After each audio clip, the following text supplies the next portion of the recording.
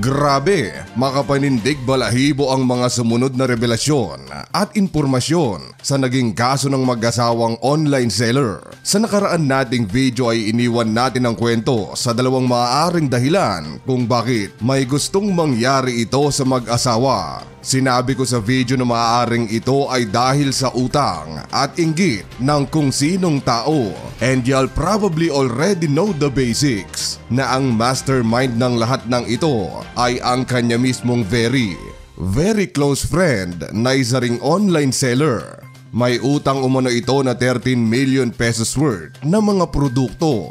Hindi lang din dahil sa utang ang lahat dahil din ito sa inggit. Ito kasing kaibigan niya ito ay ang pumapangalawa sa pagiging top distributor ng isang skincare brand at kung sakali na mawawala nga si Lerms Lulu ay siya na rin ang papalit sa pagiging number 1 at magiging exclusive distributor ng nasabing skincare. Ngayon, andito na tayo sa aftermath ng insidente. Ang pagkakahuli sa mastermind at mga alipores upang maisagawa ang krimen. And believe me when I say na marami pa tayong mga shocking revelations na malalaman dito lang sa channel na kung ikaw ay may kaalaman, hinding-hindi ka malalamangan. And the story goes like this. First off ay palakpakan naman natin ang ating mga kapulisan sa kanilang ginawang paghuli at pagresolba sa kasong ito. Mala pelikula kasi ang pagkakadakip sa mga utak at mga galamay ng kaso. Kasi isipin mo, within a day or two ay sabay-sabay na nahuli ang mga kulokoy. At may napansin akong nakakamangha sa kanilang pagkakahuli. Panoorin natin ang videong ito. Yup, may drone effect na ang ating mga kapulisan. Biruin mo yun buddy, upgraded na ng kaunti kahit papaano. Hindi man ito helicopter tulad ng sa ibang mga bansa pero pwede na. Ika nga, malayo pa pero malayo na. So, mag-asawa rin pala ang mastermind ng krimen na may pangalang Anthony Limon Kawagasi at Joanna Marie Perez o JM Perez for short. And take note, magkukumpare at magkukumari pa ang dalawa. Nalaman din kasi ng mga kapulisan na kaya pala hindi idinamay yung anak nila Lerms Lulu ay inaanak pala nila ito. Sa makatuwid ay ninong at ninang silang dalawa. You see, sa pagkakadakip sa mga sospek sa kaso ay nalaman din nating hindi lang pala ito ang unang beses na may itinumba ang mga sospek. Sa revelation ng gunman, ganun din, may ipatatrabaho sana sa San Juan Besian na inutangan din niya ng 25 million. Ipapapat niya Inistapa nga lang yung bayad, hindi ginawa ng mga gunman Inaanak niya yung anak ng couple. Magkaibigan sila. Inaanak niyo? Inaanak niya. Kaya ba naligtas? Hindi.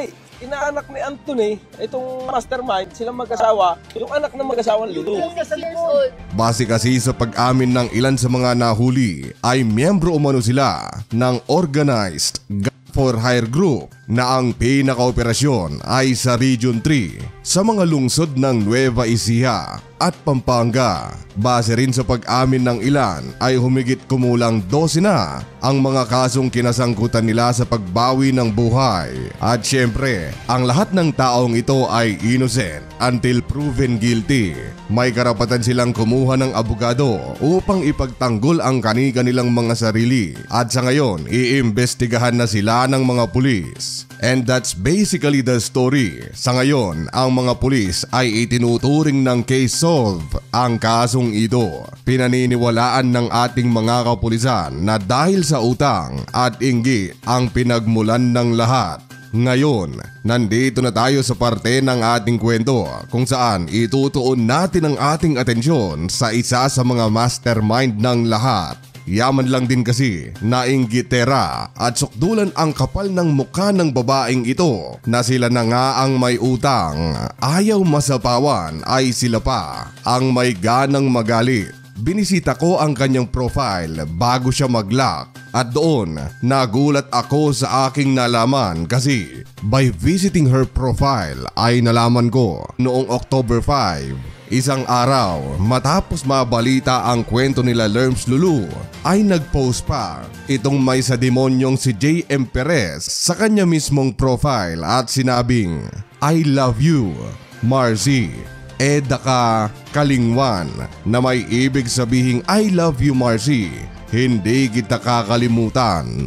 Ito ay matapos na sila mismo ang nagpatumba at nag-organize para mapatahimik ang mag-asawa. Ika pa niya sa kanyang mga profile post ay sinabi niyang, "Positions are temporary, ranks and titles are limited, but the way you treat people will always be remembered." Wow, wow, wow! Nahiya naman ako sa iyo JM ano? Talagang hinding-hindi namin ito kakalimutan at magsisilbi itong aral para sa lahat kung paano mo tinreat itong si Lerms Lulu na itinuring kang matalik na kaibigan at pinautang ng milyones dahil malaki ang tiwala sa iyo tapos ganito ang gagawin mo sa pamilya. You will be indeed remembered not only sa mga kaanak ng ipinatumba mo kundi ng buong Pilipinas. October 5 din, matapos maisagawa ang krimen ay sinabi pa niyang, "Praying for everyone's safety. Lord, cover us with your most precious blood." Hindi lang yan dahil ika pa niya sa kanyang mga post ay, "If the Lord is with me, whom shall I fear? I know for sure my God is greater than my worries." At higit sa lahat buddy ay nakuha pa nitong babaitang ito na pumunta sa lamay mismo nila Lerms Lulu na siyang ipinatumba nilang mag-asawa. At akala ko buddy ay doon na magtatapos ang pagiging makajos ng babae na ito. Pero malaman-laman ko pa pala na meron pa silang mag-asawa na pa-Ash Wednesday. Kita mo buddy kung gaano kakapal ang apog ng babaitang ito. Ginagamit pa ang salita ng Diyos upang pagtakpan ang kanya mismong kademonyuhan. Parang yung last video natin na isang teacher naman, principal pa man din pero tirador pala ng minor. Tapos ang lakas magga-God bless. At dahil sinabi niya ang magic word na God bless ay marami pa ring taong uto-uto, mga Pinoy na nabibilog ang ulo dahil ginagamit niya ang pangalan ng Panginoon upang itago ang kani-kanilang kademonyuhan.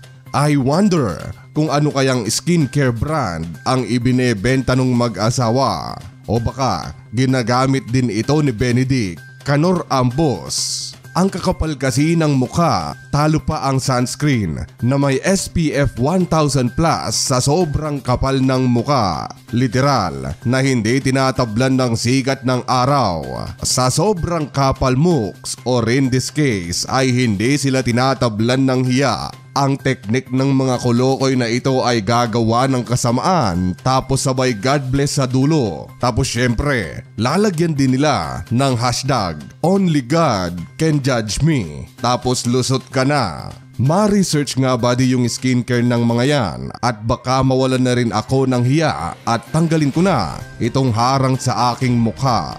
Ay wag, baka ako naman ang sunod na ipatumba. Ha ha ha. So again, 2 lessons. 3 lessons na pala buddy. Una ay wag i-post sa social media ang mga achievements mo sa buhay kasi marami ang maiinggit. Pangalawa ay wag magpautang kasi sisirain lang niyan ang inyong matagal na pagkakaibigan. Ang teknik kasi ng mga may utang na hindi nagbabayad ay uubusin yan ang pasensya mo sa kakasingil. Tapos pag may nasabi ka lang na hindi maganda dahil hindi nga sila nagbabayad o nagparinig ka sa social media tulad ng ginawa ni Lerms Lulu ay biglang sila naman ang magagalit. Imbes na humingi sila ng pasensya kasi walang pambayad ay biglang ikaw na ang dapat humingi ng pasensya. Gayong sila naman ang rason kung bakit ka makapagsalita ng ganon. Do yourself a favor, buddy. Huwag kayong magpautang ng kahit na magkano. Ikakasira lang yan ng inyong matagal na pagkakaibigan. At ang ikatlong nadagdag ay hindi lahat ng nagga-God bless o maka-Diyos ay mabubuting tao. Madalas ginagamit lang nila itong decoy para itago ang kanilang kademonyuhan. Ang dali lang kasing magsabi ng God bless, pero ang isabuhay ang turo ng Panginoon ay ang siyang mahirap. Pero syempre, nasa Pilipinas tayo at madaling mauto ang mga Pilipino. So yeah. Uy, yung magic word pala, hindi naman lahat, may iilan lang. So okay na? Anyway, dyan na matatapos ang ating kwento at muli, ako po ay lubos na nagpapasalamat sa walang sawang suporta and as always, thank you so much for watching. Goodbye.